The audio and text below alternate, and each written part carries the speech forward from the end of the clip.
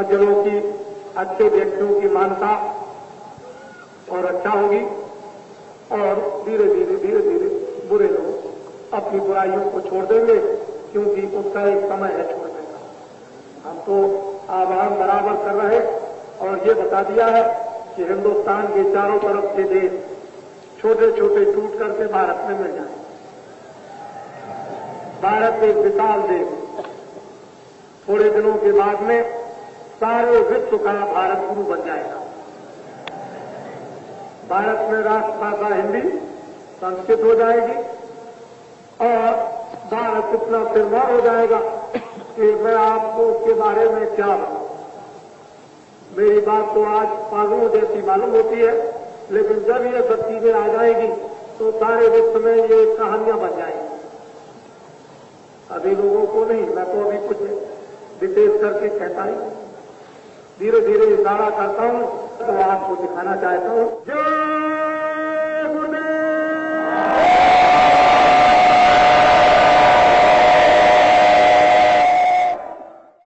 इस भारत में जब जब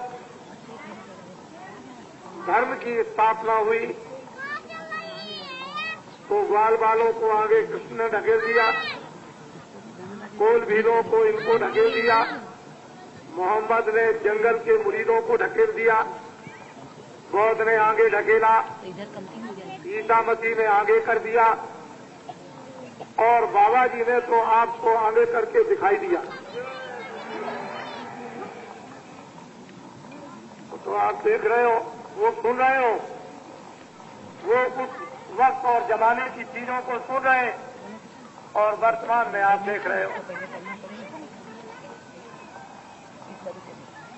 ये दिखाया जा रहा, वो सुनाया जा रहा, और वो अगर सत्य हो सकता है तो ये भी सत्य होगा। जय गुरुदेव।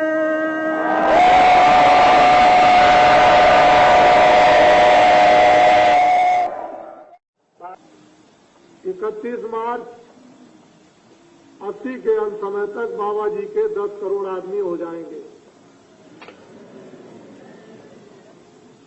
और माँ बाप के साथ में 4 बच्चे।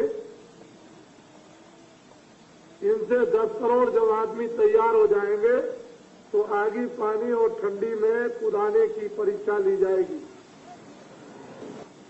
और तुरंत इनको उसी परीक्षा के साथ एक आदेश इनको मिल जाएगा। वो आदेश तो बताने वाला नहीं, वो तो आदेश अब वक्त पर ही बताया जाएगा। अब ये बात क्या, मेरे 24 घंटे मेरे पीछे लगे रहो, मेरी कमर में बंध जाओ तो भी बाबा जी बताने वाले नहीं।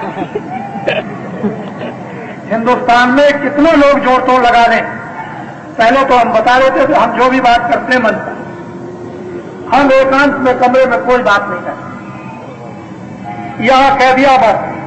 पहले तो हम सबके सामने कह देते थे, और अब मेरी कमर में बंधे रहो तब भी बाबा जी की बात अब पता नहीं लगा सकती। अब बाबा जी को पता, अब तो आपको करके दिखाएंगे। हजारों वर्षों के लिए सतयुग आएगा इस कलयुग में, और कलयुग अभी खत्म नहीं होगा, लेकिन कलयुग में सतयुग लग जाएगा। कलयुग जाएगा और सतयुग आएगा। अभी कलयुग नहीं गया, अभी सतयुग नहीं आया। जब कलयुग में कलयुग चला जाएगा और कलयुग में सतयुग आ जाएगा तो ये देवियां भी नाक में सोना पहनेंगी, ये यहाँ भी सोना पहनेंगी, गले में भी, और हाथ में भी सोना पहनेंगी। ये गांव में रहेंगे तो सोना पहनने को मिलेगा। इसको कहते हैं सतयुग, और सबको भोजन मिलेगा और सबको कपड़े मिलेंगे और सब लोग धर्म का पालन करोगे, सबके सब धर्म का पालन करोगे, मनुष्य धर्म का, और ईश्वर को सबके सब याद करेंगे, भगवान का भजन करेंगे तो सतयुग आएगा।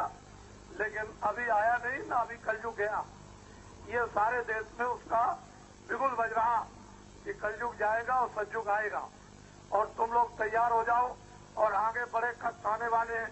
उस समय पर जब कष्ट आएंगे तो बाबा जी की एक एक बात आपको याद आएगी। तो अभी 6 तोड़ लगेंगे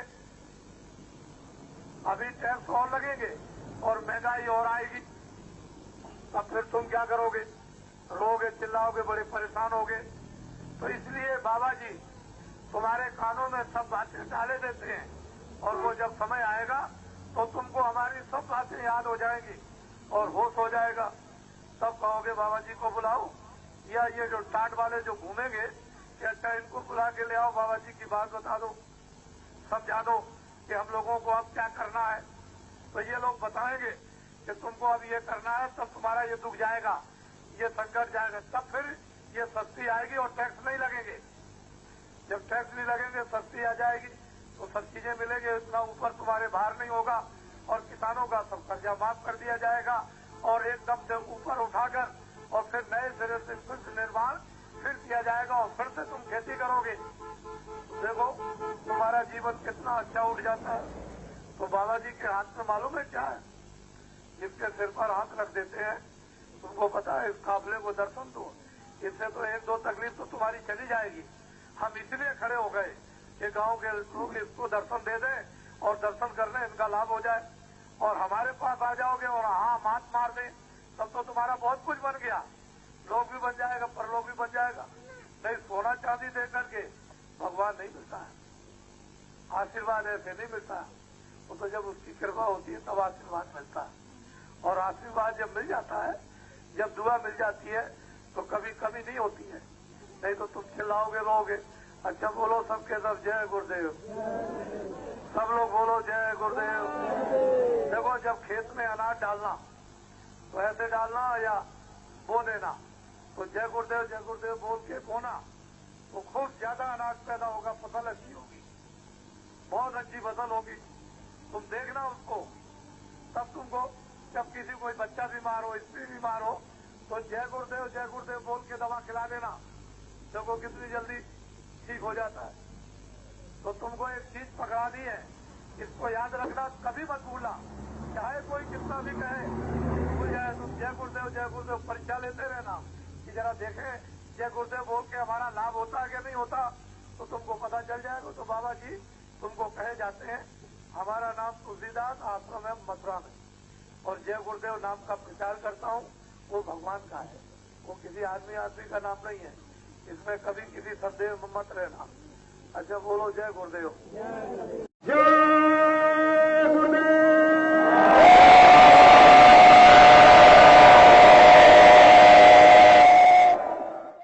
तो कोई आदमी कहे कि कलयुग चला गया, सतयुग आ गया, तो कहना नहीं, अभी कलयुग नहीं गया, अभी सतयुग नहीं आया। बाबा जी घोषणा करेंगे, पहले सबको ये बात सुना दे, हिंदुस्तान में सबके कानों पहुंच जाए, तो घोषणा करेंगे कलयुग कब से जाएगा, सतयुग कब से आएगा। अभी आया नहीं है, मुझे मालूम तो है कि किस तारीख से सतयुग आएगा, किस तारीख से सतयुग आएगा, ये तारीख तो मुझे पता है, लेकिन आपको नहीं बताऊंगा। क्यों नहीं बताऊंगा? कि मेरा समाचार कोई रेडियो अखबार पर नहीं निकलता। मैं अगर आपको बता दूं कि उस तारीख से सतयुग लग जाएगा, तो आप फौरन अपनी तरफ से लेकर के बोलोगे कि मैं जानता हूं कि फलानी तारीख से सतयुग लग जाएगा, तो आपका समाचार रेडियो अखबार पर आ जाएगा और बाबा जी का आने वाला नहीं। तो बाबा जी तो ऐसे ही रह गए, सब आपने बाजी लगा ली, आपको नंबर ले गए और बाबा जी ऐसे ही रह गए। तो बाबा जी ये बताने वाले नहीं। बाबा जी वही है कि जो एक मंच पर बैठ के बोलेंगे, इनकी बात कोई झूठ होने वाली नहीं। कलयुग में आएगा सतयुग, उसके लिए आप तैयार हो जाए। जिस मैदान में भविष्य में जब कार्यक्रम होगा, तो उस मैदान में कितने लोग पहुंचेंगे मालूम? 10 करोड़। इधर देखिए, 10 करोड़ उस मैदान में 10 महीने पहले आपको बताया जाएगा। 10 महीने पहले सारे हिंदुस्तान में ढंढोरा पीट दिया जाएगा कि ऐसा कार्यक्रम होने जा रहा है इस मैदान में, जिसमें 10 करोड़ पहुंचेंगे। 10 करोड़ आपको तो अभी मालूम नहीं है, आप में कोई दम और शक्ति नहीं, इसलिए बाबा जी अब बताएंगे नहीं, अब तो बाबा जी आपको दिखाएंगे। इसको आपको अब देखना पड़ेगा। ये वही बाबा जी है कि जो कुछ मंच पर बैठ के बोलेंगे, ये तो कुछ इधर उधर होने वाला कुछ है नहीं, उसको बड़े ध्यान से आप सुनो। हम कभी नहीं मजाक करते, हमारा कोई काम कभी भी मजाक करने का नहीं। हम जब 75 के पहले बोलते थे तब भी आपके गुजरात में सब जगह लिखा हुआ कि ऐसा समय आएगा, लेकिन गुजरात का एक भी आदमी मानने को तैयार नहीं था कि ऐसा समय नहीं आएगा। बाबा जी झूठ बोलते हैं। ऐसा परिवर्तन होगा बच्चा जो अभी तक तुम्हारे स्वप्न में नहीं आया, वो तो मैं बताना नहीं चाहता हूं, तुम्हारी दम निकल जाएगी। इतना बड़ा देश के अंदर परिवर्तन होगा जो तुम्हारे मस्तिष्क यानी दिल और दिमाग और तुम्हारे स्वप्न और ख्वाब में भी नहीं। आपको तो अभी कुछ पता है, तुम जानते हैं बाबा जी को समझते हो, ये तो पागल हो गए। तो क्या परिवर्तन होगा, निश्चित होगा, इससे कोई रेस नहीं सकता। जमीन से हो या आसमान से हो जाए, किसी तरफ से भी हो, लेकिन परिवर्तन होगा। कलयुग में सतयुग आएगा, मुझे ये नहीं मालूम, मैं कुछ नहीं जानता कि जमीन से निकले कि आसमान से उतरे, कि इधर से आए कि उधर से आए, कि अग्नि से आए कि हवा से आए, ये मुझे कुछ नहीं। कलयुग में सतयुग आएगा। मैं तो बस ये काम मैं आपको सुनाने आया हूँ।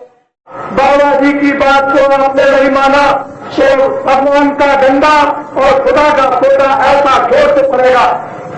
अभी आपको क्या पसंद, एक ही फोटे में, एक ही डंडे में जोर से कई करोड़ आदमी शरीर पर एकदम लेट जाएंगे। बाबा जी की 1 मिनट में सब बातें याद हो जाएंगी। ये बाबा जी आपके सामने जिस मंच पर बैठकर खड़े होकर बोलेंगे, इनकी कोई बात इधर उधर होने वाली नहीं, इधर उधर होने का कोई नहीं। ये बात अलग हो सकती है कि आप मेरी बात को न समझ, वो बात अलग है। उसके लिए आपको कुछ निकट में, कुछ समीप में, कुछ पास में कुछ आपको आना पड़ेगा तो बातें आपकी समझ में आ जाएंगी। लेकिन आप चाहोगे कि नहीं हम जरा सी 2 मिनट सुने और चले जाए, तो अधूरी बात आपके सुनने में आएगी और अधूरी का परिणाम क्या होगा तो आपको मालूम है। इसलिए मैं और कुछ नहीं बताना चाहता हूँ। जब रावण ले गया सीता को तो कारण बन गया और अब कार्य होगा।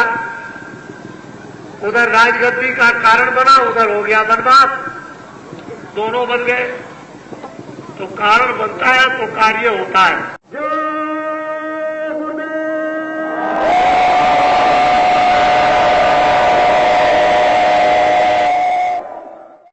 बाबा जी क्या कहते हैं, 1 बीघा खेत में 100 मन गेहूं या 100 मन चावल होगा। हमारे शब्दों को आपको सुनना चाहिए। और जिन पेड़ों पर 100 वर्षों से फल नहीं लगते उन पर भी फल लगने लगेंगे। आपको मालूम है कि 1 बीघा खेत में 100 मन गेहूं, 100 मन चावल क्या होगा 100 मन गेहूं 100 मन चावल होगा। समझ रहे हैं कि नहीं? अरे 100 मन गेहूं 100 मन चावल 1 बीघा खेत में होगा। अपने अपने दरवाजों पर सुसूचक चिन्ह लिखे, ऊपर जय गुरुदेव नाम भगवान का, नीचे सतयुग आएगा। 1 बीघा खेत में 100 मन गेहूं 100 मन चावल लाएगा। आपको ये लिखने में इतराज क्या? दुनिया के तमाम लैला मजनू की किताबें और तमाम शब्द दिल और दिमाग और तमाम लिखते और आप पढ़ते रहते हैं। ये आपको सूचक है, योगदान, मदद, सहयोग, ये आपका नुकसान क्या है? लेकिन अफसोस है इसके लिखने में और इसके याद करने में शर्म, लैला मजनू की कहानियों में कोई शर्म नहीं। नंगे चित्र तो बनाओगे, उसमें कोई हया और शर्म आपको नहीं आएगी, लेकिन भगवान की तस्वीर बनाने में आपको शर्म। कलयुग में सतयुग आएगा, इतना बड़ा देश के अंदर परिवर्तन होगा जो तुम्हारे मस्तिष्क यानी दिल और दिमाग और तुम्हारे स्वप्न और ख्वाब में भी नहीं। आपको तो अभी कुछ पता है।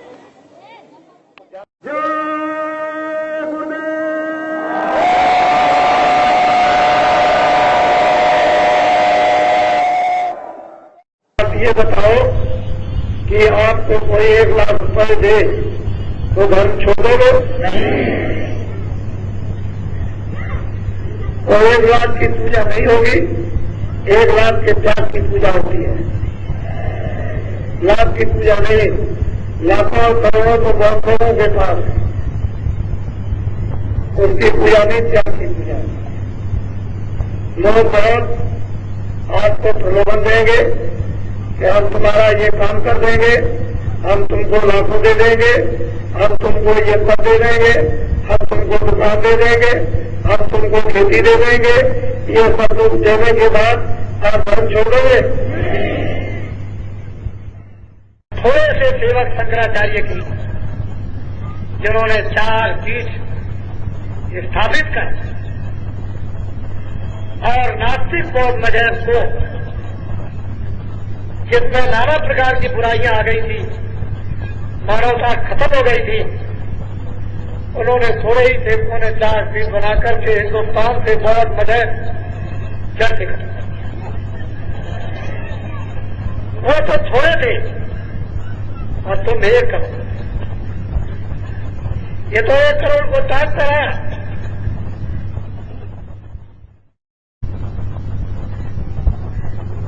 इतने काजदारी अगर देश में धर्म को नहीं ला सकते हैं तो तुमको चुल्लू भर पानी में डूब के मरना चाहिए। देखो, मेरी बात पर सुन लो। जो लोग यहाँ बोरा पहले हुए हैं, फिर बोरा उतारना है, पहले समझ लो। हमको आप ये समझते हो कि बाबा जी खुश हो जाएंगे और बाबा जी के आंखों के सामने से हट जाएंगे तो बाबा जी अंधे हो जाएंगे और हम वहां कपड़ा पहनेंगे, इससे बाबा जी खुश होने वाले नहीं। न मालिक खुश होगा, न बाबा जी खुश होंगे। वो भी बात को समझ लो अच्छी तरह से। यहां तुमने हमको दिखाने के लिए, लोगों को दिखाने के लिए पहन लिया तो वहां पहने रहना।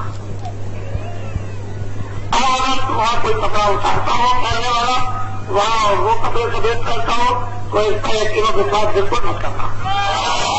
ये मैं तुमको बता देता हूं, ये कसौटी है।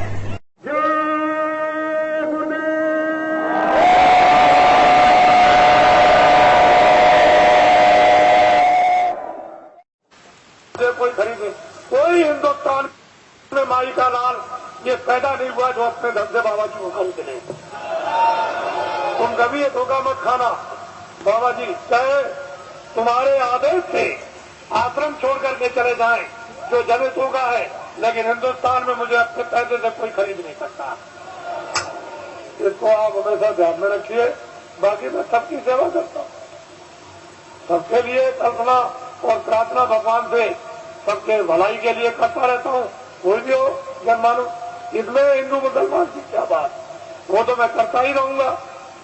लेकिन कोई अगर चाहे कि भाई इस तरह से मैं खरीद लूं तो खरीद लूं।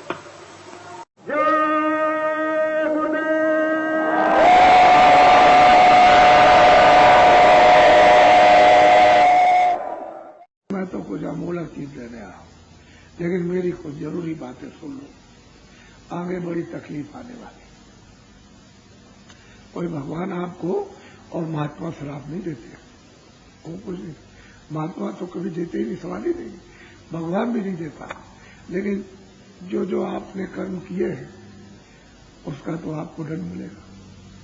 तो बताइए, आपने कुछ बचाव के लिए सोचा है तो आगे बहुत तकलीफ आने वाली है। 47 सालों में इतनी तकलीफ नहीं आई, ऐसी बीमारियां आपने नहीं देखी, ऐसे झगड़े नहीं देखे, समझ गए, ऐसी महंगाई नहीं देखी आपने, अर्थ की ऐसी कमी, रुपए पैसे की कमी नहीं देखी। ये सब आगे आने वाली है। उसको मैं संकेत दे रहा हूं कि तुम लोग इसको सुन लो और सुन करके कोई बचाव का सोचो, समझ लो इस बात के लिए। तो मेरी बात सुनो। एक चंडी देवता है, देवता, या तो उसको देवता कहो, देवी कहो, लेकिन बाहर की चर्म आंखें, ये शरीर की जो 2 आंखें बाहर से, इनसे वो नहीं दिखाई देता। इनसे उसको नहीं देख सकते हो, देवता को, देवी को। किससे दिखाई? जब अंदर की दिव्य ज्ञान चक्षु खुल जाए, उससे वो दिखाई देता। तो चंडी यानी देवता, वो एक मसाल लेकर के 4 वर्ष हुए। अब 2-3 दिन ज्यादा हो गए, 4 वर्षों से वो बोल रहा हूं कि देखो होशियार हो जाओ। चंडी जो है मसाल लेकर और एक हाथ में तलवार लेकर वो विश्व के देशों का दौरा कर रही है, सबका। बात को समझ लीजिएगा आप। विश्व के देशों का दौरा कर रही, तो क्या करेगी, वहां के धन को गायब कर देगी, छुपा देगी। जो नाम होगा वहां के धन का, यानी रुपए पैसे डॉलर का या और कुछ है यहाँ, और जो भी नाम होगा उस देश का उसको गायब कर देगी। तो वहां की जनता चिल्लाएगी कि भाई पैसे किधर हुआ, चले गए। वहां के जो सेठ साहूकार हैं वो चिल्लाएंगे भाई ये किधर गया। तो शासक भी चिल्लाएंगे कि भाई ये बात समझ में नहीं आई कि रुपया पैसा किधर चला गया, ये कमी कैसे हो गई, क्योंकि हमारा देश तो भरपूर था, संपन्न था, तो ये कमी कैसे हो गई। तो सब फिर उस देश में जाएगी, वहां गायब कर देगी, उस देश में जाएगी, उसको गायब करेगी, उसमें जाएगा उसको। जितने विश्व में देश हैं सब में जाकर के गायब कर देगी। भारत में भी आएगी और भारत में भी आकर के यहाँ के धन को गायब कर देगी। तो यहाँ की जितनी जनता है वो सब चिल्लाएंगे भाई धन किधर गया। सेठ साहूकार चिल्लाएंगे, ये फैक्ट्री कारखाने वाले और दुकान वाले वही धन किधर चला गया। तो शासक लोग भी चिल्लाएंगे, जो शासन करते हैं वही धन किधर चला गया, ये चिल्लाएंगे बड़े जोर के साथ। तो क्या करेगी वो चंडी कि राष्ट्रपति और प्रधानमंत्री के मन को खराब कर देगी। पहले तो आपस में मन खराब करेगी, और फिर जब मन खराब हो जाएगा तो वो कहेंगे राष्ट्रपति और वो कि अच्छा उस मुल्क पर हमला कर दो, वो कहेगा उस मुल्क पर हमला करो, वो कहेगा उस मुल्क पर हमला करो, वो कहेगा उस मुल्क का हमला करो। तो ये बच्चों, जब एक दूसरे मुल्क पर हमला होने लगेगा और उधर वो ये गायब कर देगी, तो ये बताओ कि लड़ाई में ये नहीं लगता, ये लगेगा नहीं लगेगा। तो ये किधर से आएगा, ये किधर से आ जाएगा। लड़ाई में तो यानी अकूत धन खर्च होता है, वो फिर किधर से आएगा। फिर वो चिल्लाएंगे वहां के लोग कि हमारे देश में अनाज नहीं रह जाएगा, जनता यानी भूखों मरने लगी, और ये भूखों, तो वो भी चिल्लाएगा कि मेरे यहां जनता भूखों मरने लगी, तो वो भी चिल्लाएगा मेरे यहां, तो मेरे यहां अगर किसी के पास हो तो मुझे भेज दो अनाज। तो जब अनाज नहीं होगा तब क्या होगा, कोहराम मचेगा, ओला। पहले सोच लो, तुम्हारे हित की बात कर रहा हूं।